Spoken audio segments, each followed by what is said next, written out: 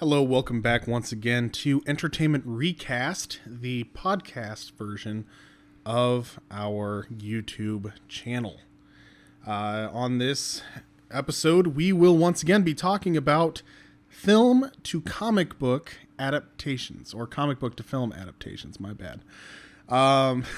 Once again, I get them backwards. It's a theme. We'll probably do that too, but yes. Yeah, so we're talking about comic books to film adaptations. It's been about 3 months since we recorded the last one, so hopefully we're able to remember our talking points. But this is off the cuff. There are no talking points. That's fair. We ended last episode with the idea of what would we do to launch the DCEU. And then I also think that if not in this episode, then the next episode we'll talk about what we would do if we were in James Gunn's shoes. So when it comes to the DCEU, the Snyderverse, as some people talk, or some people call it, I think that this is, if we were to take the DC universe as it is, and we go back in time to 2011, I believe, was about when Zack Snyder started working on Man of Steel. Sounds about right. 2011, 2012, I think, was when it came out. Or I'm not 100% sure on when that came out, but I'm pretty sure it was about 2013. 2013, Man of Steel. Yeah. All right. So we're going to go back in time to 2011, and we're going to be given the reins instead of Zack Snyder, and we're going to talk about what we would do instead. So it's 2011. The most successful DC property that just came out was Christopher Nolan's Dark Knight trilogy. We want to go ahead and we want to take the goods from Nolan's trilogy and launch a brand new universe. I think that one of the issues that came about to begin Man of Steel was that I don't think there were actually plans to make an entire cinematic universe. I think they literally just wanted to make a Superman film off of the success of the Batman trilogy that just wrapped up at that time. So, hindsight being 2020, for us, we're going to go ahead and we're going to make our own universe with the idea that it will be a put together full cinematic universe like the MCU. Correct? Correct. All right. So how would I go about launching the DCEU? Well, we would, I think, have to start with Superman or Wonder Woman, just because we don't want to have too much fatigue on Batman, and Batman literally just had a successful trilogy, and I don't think people would be super receptive to a brand new Batman to relaunch a new universe. So I think that the first films that you have to come out with are the other members of the Trinity, Superman and Wonder Woman. And I think I would plan to have those launch closer to each other. And the plan would be Superman, Wonder Woman, and then Batman. Because we want to get the Trinity out there first. And then we would have a Trinity film. And then we would launch into Green Lantern, Martian Manhunter, and try to think of another good one. Maybe Hawk Girl would be a good one, because that was kind of the Aquaman Justice League. would be a good one to do. Aquaman, you're right. Aquaman, or think of the Justice League that they actually did do, right? So yeah. That was part of the problem with the Justice League that they did, was they kind of relied heavily on mainstream characters that people know, but they don't know this version of it. And so Flash, you do. Yeah, we would need a Flash. Basically, every movie that came out after Justice League should have come out before Justice League. Aquaman, Wonder Woman, and Flash should have all come out before Justice League, not after. That's true, but I don't think that you'd have to do a different kind of Flash movie for sure. Well, not this one. That's what I mean. It's like not those films, but those characters should have gotten like an origin films before. Yes. Yeah, absolutely. Actually, in fact, the movie Aquaman, as it was written, would work just fine as going before. You just don't have it reference the other film. You just have it on its own, and then it would have worked.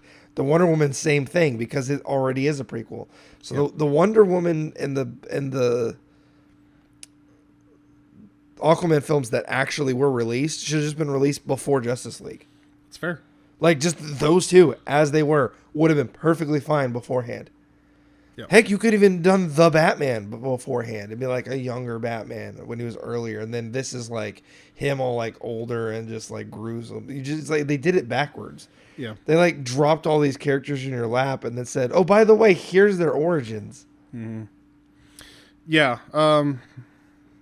That's fair. It's just a jumbled mess the way that they threw everything together. Like I said, I think Zack Snyder got a hold of the Superman property, and then the idea of making an entire universe and throwing the Justice League together came as an afterthought after Man of Steel came out. Well, that makes sense because Man of Steel came out a year after the Avengers.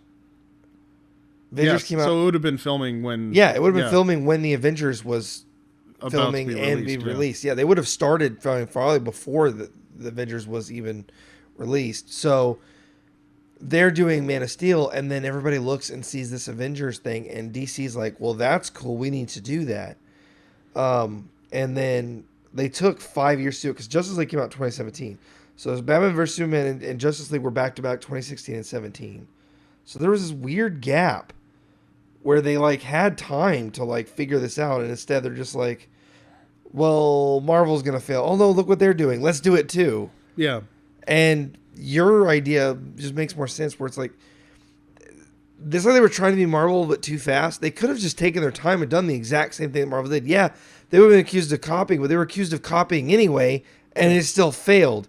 Just take your time and build up the characters. Yeah, absolutely. I think you have to introduce all of your characters first and foremost. Like, they have to have their own motivations. They have to have their own stories. You have to invest time into these people in order for the cohesion of the team to work out. We talked about this in the last episode. There's certain characters in the Avengers that don't necessarily need their own films for origins and things like that. And it works because they're kind of side characters, but also the fact that their pasts are mysterious works well for the character. Like Black Widow. It makes sense that you don't know much about Black Widow's past because she's a secret agent. She's an assassin. You don't need to know a lot about her. You just need to know that, hey, she's very capable, she's extremely smart, and she works for S.H.I.E.L.D. Same thing with Hawkeye. Yep, they shoehorned those two in that film without their own films. But it works because they already established the other four.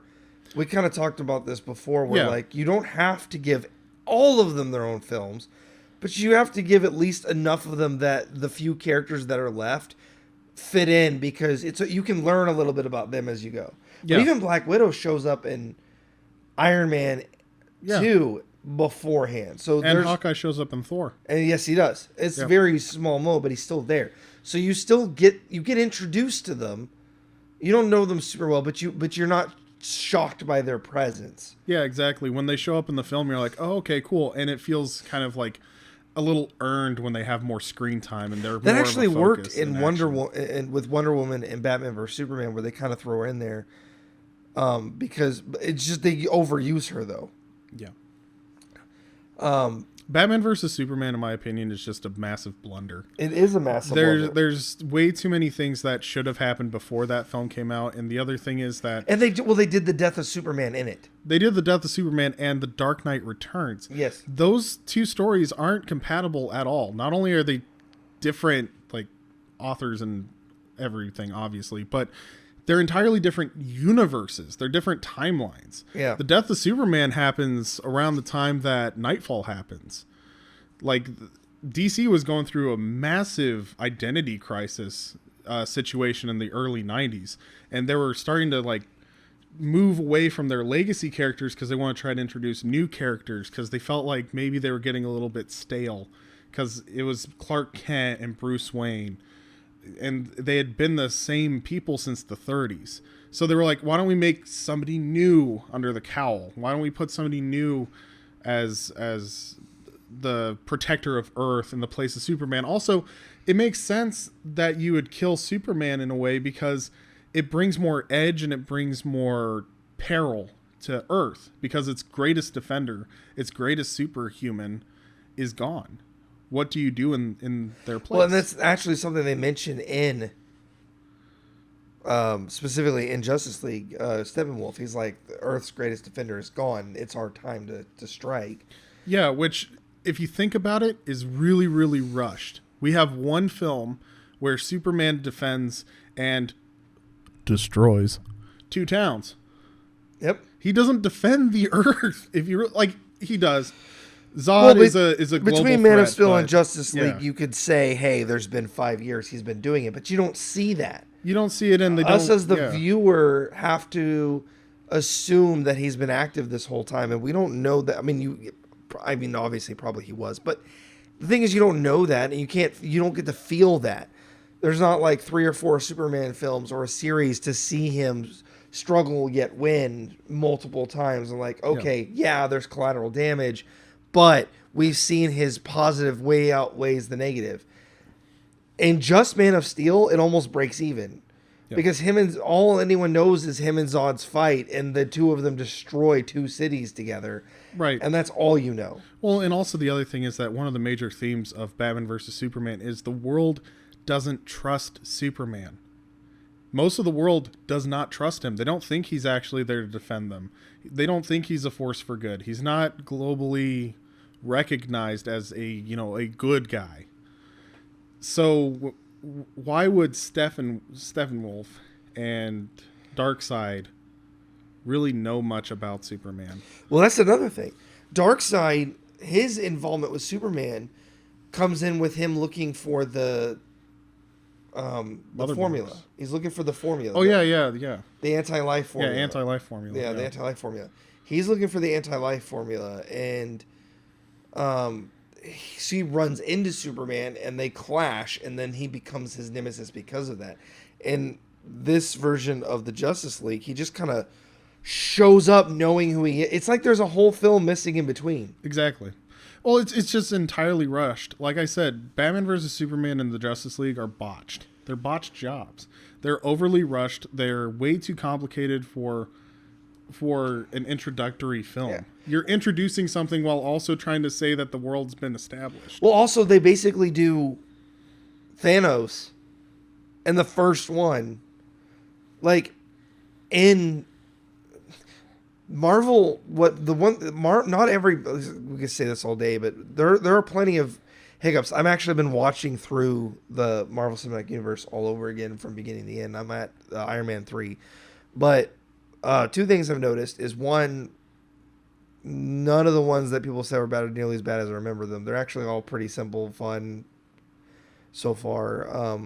But the other thing is they take their time. Yeah. They're not in a rush. They're not competing against anybody. Well, that's true too. But they had Iron Man, Incredible Hulk, Thor, Captain America, and Iron Man 2 all before Avengers was made. Right. And then Avengers teases Thanos at the very end, but doesn't go into it. Well, Thanos doesn't show up until the 3rd Avengers film. That is correct. Like, you go through 3 phases. Well, he shows up a lot in Guardians. Like, in Guardians, he kind of shows up a lot, but he doesn't become a problem until much. He shows up as a story insider. That is correct. Like, that's the thing, is that he shows up because he's tied to Gamora. Yes. And Nebula. That's the only reason he really shows up. He's not the bad guy. That is correct. He's just the guy behind. He's just showing himself to be more active than he has been the entire rest of the time. It's leading up to him being. But he doesn't. Yeah, until Infinity War, which is like 20 some odd 30 films into the cinematic universe. Yeah, he finally shows up, as well as, you know, they had several TV series and all these other things. Like, they built this up before he shows up and finally comes as the big bad. And DC just goes, okay, Superman versus Batman, Darkseid. Yeah. And it's like, what? he's actually closer to like Marvel's Apocalypse than he is. Those the mirror is him and Apocalypse, but Thanos is a fairly similar villain as well. You know, he worships death. He wants, you know, that's similar to Darkseid, and they just kind of shoehorn, and then they don't even really use Darkseid. They use Steppenwolf, which is like his. I don't know. It's just such a weird choice to like shoehorn it in, and it's actually funny because Marvel, we did it right? Yeah. But Marvel is now doing the same thing that DC messed up. They're rushing the next big villain, the next big bad. Yeah. Because they finished with Infinity War, and now they're like, that was 10 years in the making. 2008 was when it aired, was when Iron Man came out. And let's see, when was Infinity War, I think, was 2016, 2017? 2018. Exactly 10 years. Exactly 10 years. That's 10 years of 10 films. years of building up these characters and giving them who they were. And then in half that amount of time, they've not really built up another big bad until now with King. And they kind of just chucked him in there like willy-nilly and kind of took away some of his mystery. They just kind of shoved him in here, which probably would have worked, but they're I feel like they're rushing it. Like they didn't learn that the build up is worth the payoff. Well, yeah, they're afraid of superhero fatigue, but at the same time they're 100% contributing to superhero fatigue. They're flooding the market. Yes. But the thing is, they're flooding the market with garbage. Yes. Instead of quality films. Yes. And that's what DC did. They just did it in a much shorter package. Yeah, exactly. They made one Man of Steel I actually like. It has some problems, but it stands up pretty well.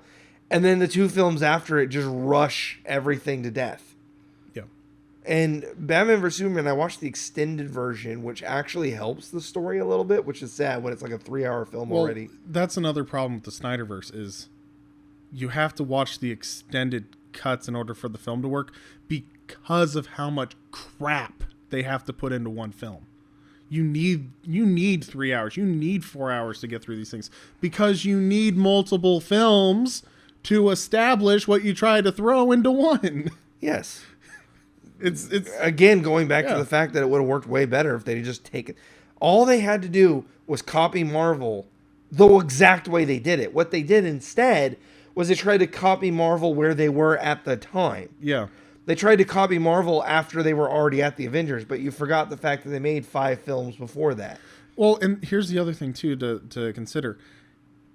You don't want to compete directly with Marvel. So why not do a slow roll, do a slow build-up, and then release the Justice League when people are desperate for an Avengers film? Think about it. If Justice League, like a full-on Justice League film, with the entire Justice League got together a year after Endgame,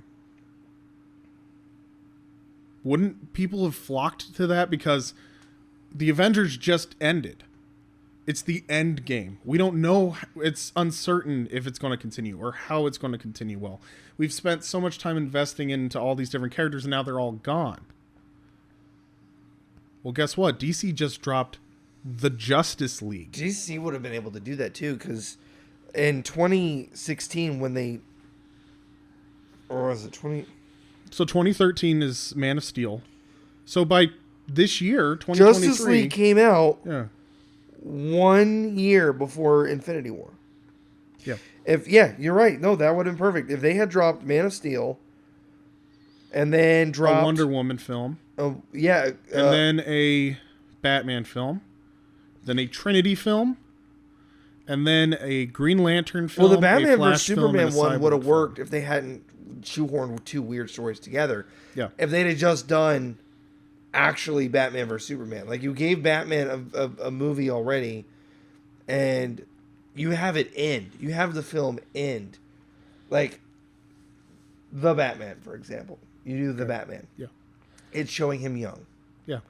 And then at the end of the film, it shows him older as Ben Affleck, like reminiscing on his youth. And then the whole New York thing happens with Superman, and he's like, no. And he just suits up. And then that's how it ends. Batman vs Superman works so much better because now you know his character a little bit, and you know that he's grizzled now because you see him older, you see him scarred, you see that he's like his retired. whole story's happened. Yeah, he's like retired or whatever, and he sees Superman rampaging, and he's like, I need to go. They need me again, and he comes back. That's what brings him back.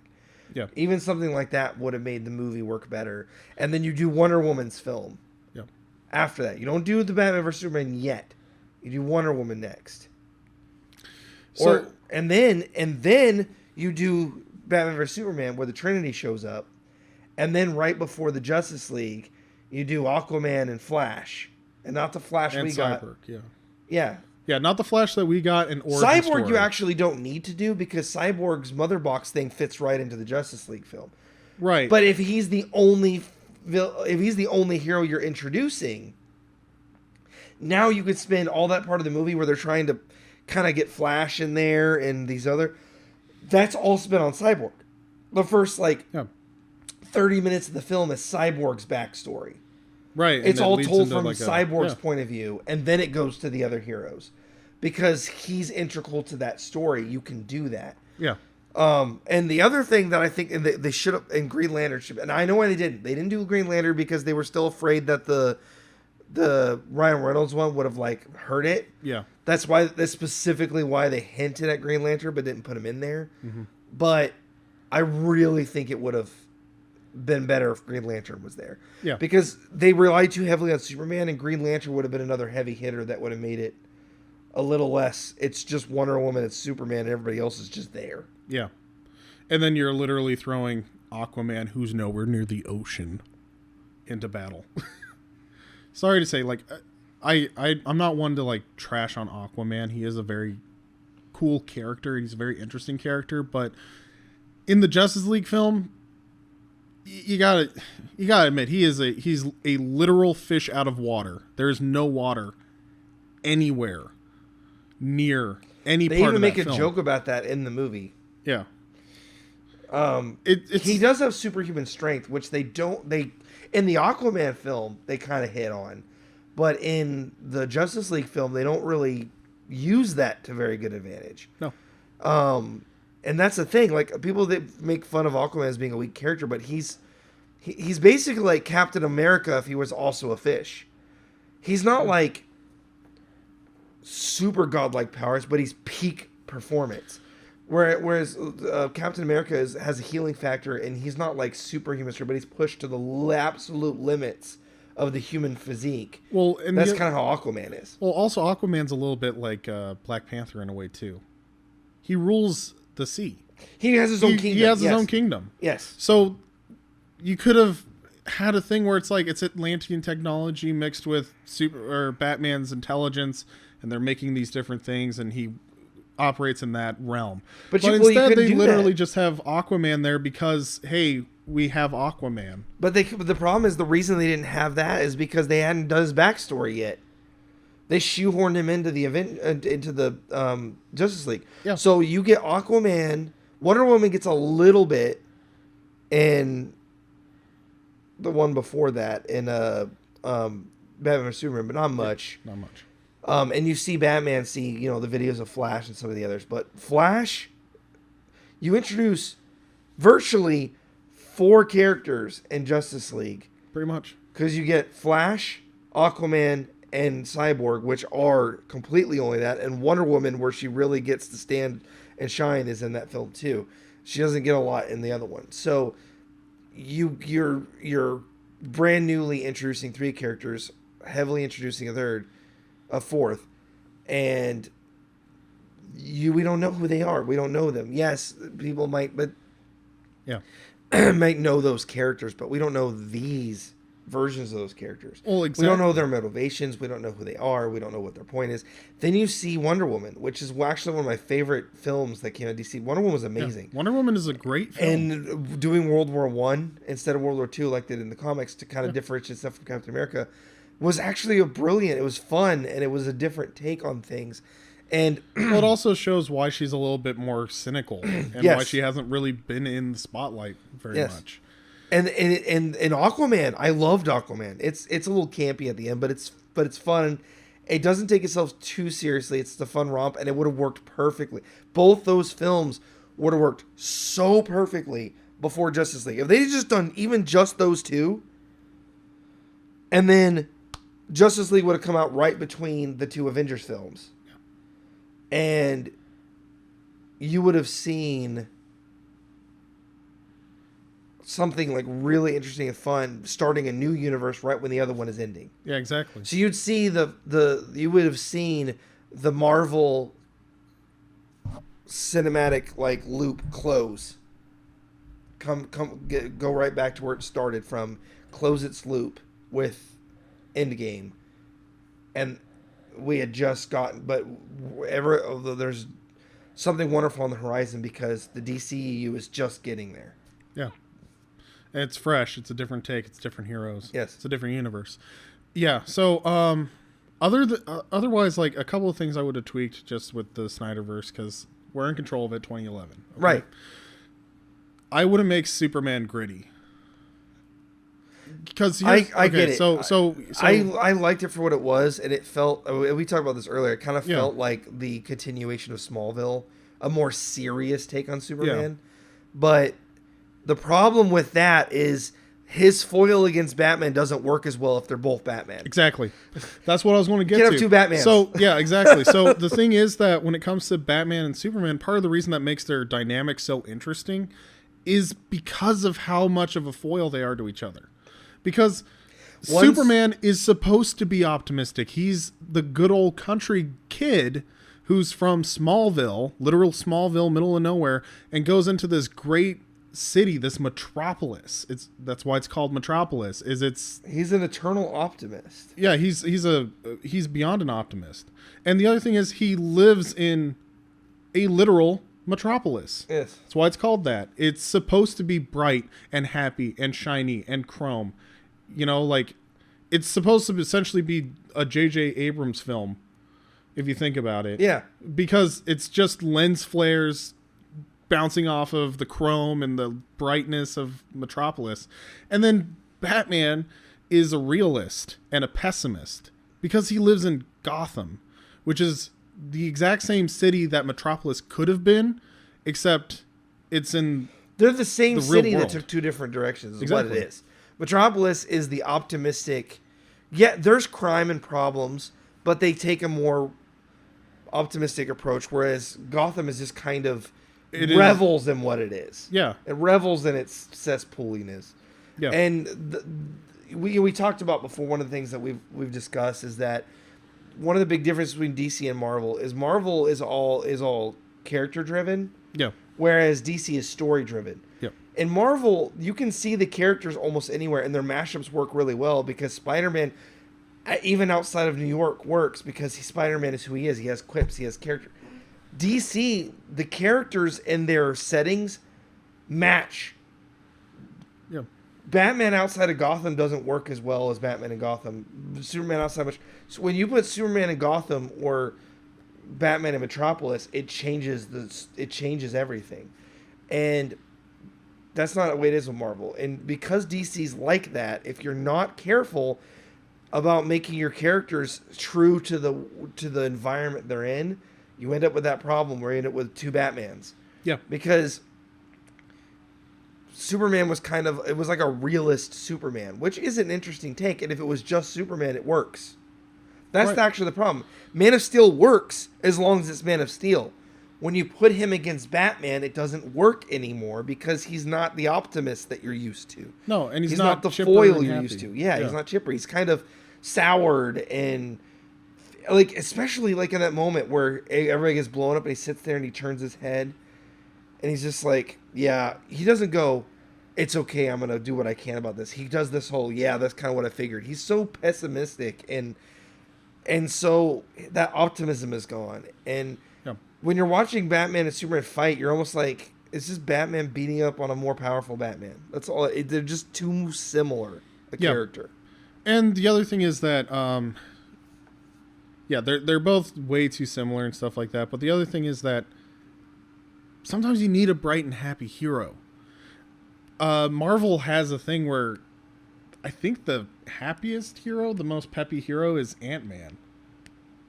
Like, really think about it. All the other ones are kind of gritty and realist. No, Captain America is in his film. He doesn't get gritty until he gets to the modern world. Oh, he's gritty in the first Iron one. Man is really an interesting take because he's cynical, but he's kind of a goofy cynical. Bruce Banner is actually the most happy optimist out of the group, and he's the least in control of his circumstances. So there is a little bit of that, but it's actually funny. There was a comparison I used to see years ago that was like when the MCU was first getting started, that it was like, because when it first got started, Dark Knight was done around the same time that these movies were getting done. Yeah. Because Dark Knight, I think, came out the same... 2008. Yeah, I'm going to actually look it up now, because that's actually kind of an important caveat here, because... If I remember right, it's 2008, yeah. So Dark Knight came out the same year that Iron Man did. Yeah. And then you had the third one come out, Dark Knight Rises, and you had some of the other DC films come out, and then the Superman one came out. They were all kind of a darker, the Batman darker take works because Batman works in that environment. The Superman one does if you don't put him against anybody else. Well, and here's the other thing too. Zack Snyder's take on Superman is 100% influenced by Nolan's Batman. Yes. Nolan's Batman is interesting because it's what if Batman was real? And they tried to make Batman's world as real as humanly possible. Yes. So then you go and Snyder's taking Superman and being like, well, what if Superman was in the real world? Yeah. And it's an interesting concept. It's an interesting concept. And as a standalone film, it's a fun way to do it. But when you stick it against the problem was they made that film to be a dark, interesting Superman, which was fun. But then they're like, and this is the Superman we're going to use to base the universe off of, doesn't work anymore. No. And what I was going to is, there was this thing that people used to say is like, in the Marvel films, everybody's like kind of happy and peppy and they're killing everybody. And in the DC universe, they're like all dark and brooding and they leave everyone alive. Yeah.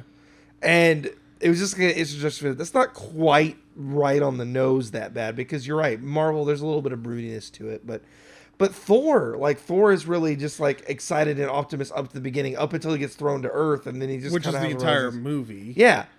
So well, actually, no, he doesn't go to Earth until almost halfway through the film. Well, but think about it. Thor isn't bright, bubbly, happy, optimistic guy until Ragnarok. No, he is actually. Like, I just watched it. Okay, to a point. What I mean in is, the original like, Thor, he is he's full of himself, but he is happy and he's giddy and he's a party boy and he just has fun. And the first half of the first Thor, that's him. He's just a goofy, fun kid, has fun. And then the second half of the film, he gets sent to Earth. He gets kind of broody, and so So it's a very hard juxtaposition. First half of the film, he's happy-go-lucky. The second half, in the first half of the film, he's a super optimist without any understanding of consequence. And the second half, he's brooding with overconfidence. Yeah, but then he remains brooding until he remains brooding in the second one. It gets a little worse. Ragnarok, he kind of breaks, and then he starts to find the balance between his old self when he was because he would have spent thousands of years of his life as the happy-go-lucky goofball. He's only become a realist more recently. In later films, he slowly starts to gain a balance between them. That's one of the things that Marvel does well. And people will kind of crack on, well, it's suddenly a goofy film. Well, no. You watch the progression over time. The problem is that there's large swaths of time between some of these films. Yep. And so you may miss like the connections. Also, a lot of people miss Thor 2. So they just saw Thor 1 and Thor 3. And they're like, oh, he went from like a serious character to like a goofball. And it's like, no. He started out an unrealistic goofball, got a little too serious, got even seriouser in the second one, started to break, cracked a little bit due to the circumstances that he went through, and then started to open up and realize that there's a balance he can find. Yeah. You don't get that in the DC universe because they blow past the characters. They don't. Thor is one of my favorite examples of how to do a character progression right. People can argue with me all they want, but over the course of like the 9 films that he's in. Well, he changes the most. He has the most dynamic. He has some of the most character development of any of the characters. He fluctuates a little bit. Another thing I've heard, another example I've seen of this, may not match in this fandom, but it was Legend of Korra, where they're like the second season of the show, they regress so far back, it's like she didn't learn anything. But that's normal human progression. You progress forward, go a little bit back. Progress forward, go a little bit back. You don't go back all the way where you started from. You just slip a little bit. That's realistic expectations of character growth. And that's something I think it was jarring because it used to be done and it hasn't been done in a long time well. Yeah. Nobody does that well anymore. And so when it is done, people get jarred by it. Thor's progression is he's constantly waving and moving forward. Superman doesn't get that opportunity. He's just killed before he gets a chance to change. Yeah, and it happens way too fast. So way too fast. Yeah, so back to DCEU. So Man of Steel, I'm taking Man of Steel. I'm making it more closer to Christopher Reeve's Batman. He's going to be optimistic. He's going to be bubbly. He's going to be happy. Yes, you would need It's going that. to be very colorful. And then I'm going to introduce Or if Wonder you're going to Woman. do Man of Steel like they did, just don't use that in the same universe. Create a new Superman for that universe. Yeah, exactly. So, but I'll get to more like theories and stuff like that. I'm going to, if you give me like 5 minutes. Sorry, okay. I didn't mean to interrupt. No. I'm just saying for the sake of time, for the sake of the audience, I'm just going to do this 5 minutes. This is exactly what I would do. I'm not Zack Snyder, but I am given his powers. Okay. Instead of Man of Steel, I introduce Superman. And I make it bright, bubbly, colorful, happy, optimistic. And he goes up against Lex Luthor. Okay? Just classic a much Superman better villain film. than Zod. Zod is something you bring later on when you need a darker storyline. You don't bring him in as the first villain in the happy, peppy time. It don't work. Exactly. I'm going to introduce... Later on, I'll introduce Zod, but I'll also introduce Supergirl around the same time. Okay. So, Superman, bright, bubbly, happy. Chrome, bright, great. Then I'm going to introduce Wonder Woman. I'm going to introduce Wonder Woman in almost the exact same way that she was introduced in this world without Batman versus Superman. She's going to have her own standalone film. It's going to take place in World War I, partly because I love World War I. Like, well, I know you do, but that also was a really good choice. It was a great choice. And the other thing is that it's going to start extremely bright, colorful, and like everything is great. So it'll kind of match Superman's tone. And then she goes into the real world. And although she's experienced this like, female-led utopia kind of thing, and now she's in the world of man, and she has to face reality. She has to face the terror of war and how horrible human beings can really be towards each other. So the movie they already made. Exactly. It'll be be the film that they already made, just it'll kind of fit better into your universe. Yeah, it'll fit better into the universe, and there'll be a couple of elements and stuff that are introduced later, and it'll show her later in life around the time that we're going to introduce her in the next film. Then I'm going to introduce the Batman. Okay. And my Batman is going to be... she's the transitionary character between the two tones. Yes.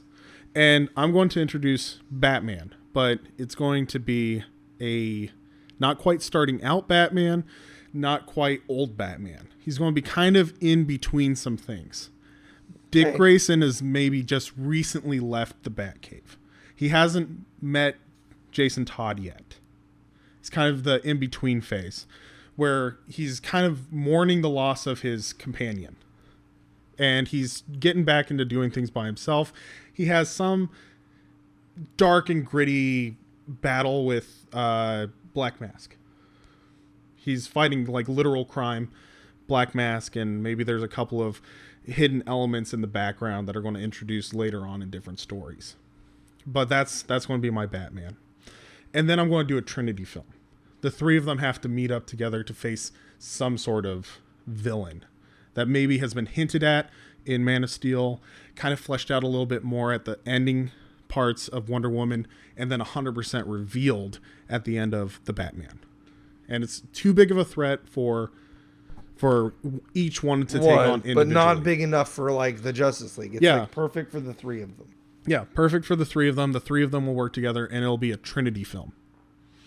And then phase 2, I'll have another Superman film, another Wonder Woman film maybe, and another Batman film. But this Batman film will be him being introduced to Jason Todd, and maybe I'll start leaning into Death in the Family. Okay. It'll be traumatic.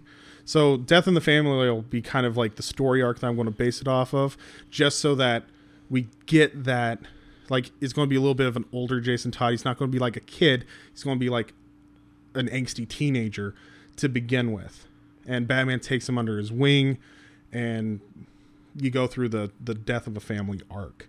It's a very dark, gritty story. Also sets up the Batman that was in Batman vs. Superman, which is supposed to be the one after Death in the Family. Yeah, exactly. So then I'm going to introduce the Flash, Barry Allen's Flash. And he's going to have an origin film where he starts out and he has to face Captain Cold, let's say.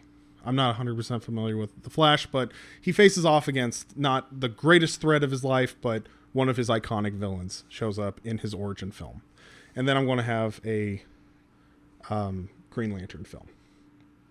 And Green Lantern is going to start introducing War World. They're going to talk about it. They're going to show little bits and pieces of it. And that's going to start developing to a bigger Justice League film. Then I'm going to have a Justice League film. Okay. So that's kind of what I would have done. Like, this is like first 2 phases of the universe. You would have done similar to Marvel, where they got at least one of the characters like Iron Man in twice, but maybe even a little more development on the Trinity specifically. Yeah, exactly. I would have focused on my big 3. Small hero film. Yeah. And then while we're going through and we're doing all of this, I'm going to introduce Titans, not Teen Titans, Titans, with Dick Grayson, Starfire, Raven, like the classic Teen Titan team. I want to introduce them. And Cyborg will be introduced in the Justice League, but he's going to be kind of a kid. He doesn't quite fit into the Justice League. So when Teen Titans, when the Titans show comes out, he fits more into that group. So he'll show up in Titans. And then I'll have probably Jason Todd and his Teen Titans with Arsenal and some of the lesser known kind of failed sidekicks showing up. And then I have a couple of other different shows and stuff like that. But one of the things I'm going to establish is the Bat family. That's going to be my big selling point. Specifically speak Arsenal and not Speedy. Yes. Well, because this works into my later plans. As the thing develops, this is like a 20, 30 year plan, man. By the time you get to like phase 4, after Jason Todd's death, I'm going to do Under the Red Hood. And then I'm going to introduce Red Hood and the Outlaws. And then that comeback would have been so cool to see in the DCEU, where you see a character die and then come back later as a character like they did in the comics. That's not something that they've really been able to do in any of the super, because we never really had a universe, a canonical universe as long or as far weeping as we've had recently. The closest we've had is Captain America. Yes. And Captain America Winter Soldier. That's the closest. But the problem is, you know, that's what's going to happen. Yeah. I mean, you do with Red Hood, to be fair, but it's not as well. They did do it actually with Bucky. Yeah, that was what they did it with. They did it with Bucky. They let Bucky die and then he gets to come back later. So they did do it. I forgot about that. That is actually the closest they got to. And that would have been the Red Hood storyline they could have done. The Winter Soldier storyline literally is exactly that. I forgot they did do it as Winter Soldier. Winter Soldier is an example of that done really well. It's one of my favorite comebacks. Because if you're a comics fan, you know that's coming. You still revel in it. And the people who aren't the comic fans don't see it coming. And it's like my dad, when he watched it, he didn't know that was the same guy at first. Yeah. And he was like, oh, that is. And then I was like, I didn't think it was the same actor. I didn't remember it being the same actor. I had to go back and look, and I was like, oh, yeah, that is the same guy. because I thought they'd swap the actors out, so I was a little confused at first. But that kind of thing where you can do this long-reaching payoff is just, that's one of the things you can do with a long series like this, a canonical universe like this. And it's not the first time I've had one. I mean, Star Wars kind of did it first, not as to the extreme amount of films that they did, but it had done it with the prequel trilogy. You got 3 original films, and then you got 3 other ones, and then they had the expanded universe with books and stuff. But no one in the history of film has ever done what Marvel managed to do. No, it's a fairly new concept. 10-year turnaround on a consistent universe is an original thing, and the amount. Even with mild little retcons and stuff, they've almost completely managed to keep the canon intact. Yeah. And it's impressive. Until the last few films and shows, they just started breaking it. Which, I mean, to me, isn't that big of a deal, honestly, as long as it's good. The problem is the stuff that's breaking the universe is also bad. Yeah. Like, if you're going to break your own universe, make the film good. Yeah. I just want to see that from DC. I want to see DC pay off like Marvel has. I really wanted to see that 10-year turnaround in DC. Like it was Red Hood and the Outlaws come back, or the death of Superman and then him come back. Yeah, exactly. Later on, or the 5 Superman when he splits, where the 5 Supermen come out. You get Steel and Superboy and all the other characters, and then Superman comes back, and that would be just such a fun little callback while being something neat. Some of these long-winded storylines that you could get, and some of the side characters that they could have got, like they did in Marvel, where they brought like Guardians of the Galaxy and stuff. Yeah. Whereas in DC, you could bring out like Constantine and Jonah Hex, and you can pull in the Question, and just start pulling in some of these more obscure heroes. Well, yeah, I would take the obscure heroes and I'd give them limited series. Yeah. And the thing is that I would have live action, but I would also do animation. I would lean into the fact that I'm DC. I've made great animated films. Well, you know what? I'll continue to make what did great that better? animated things. The Arrowverse. Yeah. The Arrowverse did a really good job. It kind of lost the plot after a while, but it did a really good job of putting them together and taking the Atom. They did the Atom, Mr. Terrific. They did Black Canary. They did Hawkman, Hawkgirl. They did all these characters, and it's just watching the Arrowverse just made me just see how much DCEU kind of like lost it. And then when they started nuking the DC EU, well, not the EU, but they started the Arrowverse because they started killing off characters in the show because they needed them for the films. Like they did a Task Force X episode, or a couple episodes in Arrow and Flash, and it was really good and really fun. And they killed off a lot of those characters in the end because they wanted to use them in the film, and the film didn't do them. The CW series did a better job than the film did. Yeah, of presenting these characters. That's another thing too. Is my CW TV shows would be in the same universe, but they would be inconsequential heroes. They could show up. They could show up in like movies and things like that, but their stories are encapsulated in the TV shows, and you don't have to watch all the TV shows to understand when the movie shows up. So that's one of the things that Marvel actually did right originally and messed up later. Yeah, is the what is it? Daredevil and Jessica Jones and the Defenders and all those all existed, at least originally, in the same universe as the MCU. Yeah. But you didn't have to watch them to know what was going on with each other. Right. They didn't. They mention the Avengers stuff, but they don't. But it's not. It's inconsequential to the story. You don't have to watch the series to see the shows, or vice versa. Well, Same thing with here's Agents the thing. of S.H.I.E.L.D. Like the new series, you have to watch the series to understand they reference each other, which I enjoy as a fan. But the average user doesn't want to do homework to watch a movie. Well, yeah, exactly. What I would do is I would make it a rule just within Warner Brothers and DC. The TV shows can reference the movies. They can't have anything to do with the movies, though. Yes. The only thing that can possibly cross over between the TV show and a movie is the character. And the character will have a small introduction in the movie. So, because people are willing to go through maybe a 5-minute recap of who this character is, if they're introduced in a movie, because they're like, oh, cool, I watched that TV show. It's so cool to like hear him being introduced to people that don't necessarily know he exists. And then people who aren't watching the TV show are like, oh, cool, I understand this character roughly, and he is kind of really cool and interesting. Maybe I'll watch the TV show afterwards. But you don't have to have watched seasons and seasons of shows to be like, that's Green Arrow. That's you had to watch. That's is one of the dangers of crossovers too. The Arrowverse had a lot of different series that cross over, but you can watch just the crossover episodes, and they do a really good job of having these characters act out who they are, that you don't have to watch their shows. I watched Flash before Arrow, and I watched him interact with Arrow, and I understood his character and who he was from that single episode. Yeah. That's all I needed to do. I didn't have to go back and watch all of Arrow. It made me want to go watch Arrow because I was interested, but I didn't have to understand the plot of the story. You have to watch WandaVision to know what's going on in Doctor Strange. You have to watch. It's just. I guess that's not. You kind of have to watch Secret Invasion now to understand the new Marvel's film. It's very heavily reliant on it. Yeah, and so that's part of the problem. Like you can. There's ways of doing it where you can make them integral to each other without forcing you to watch them. It's just there's better ways to do it.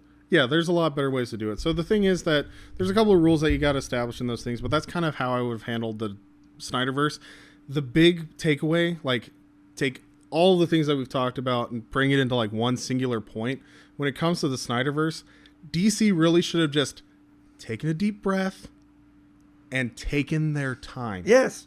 That's all. That's how you fix this universe. Take your time. You have great characters. You have great stories. You have great things. And if I'm Warner Brothers, if I'm DC, I know I have superior products.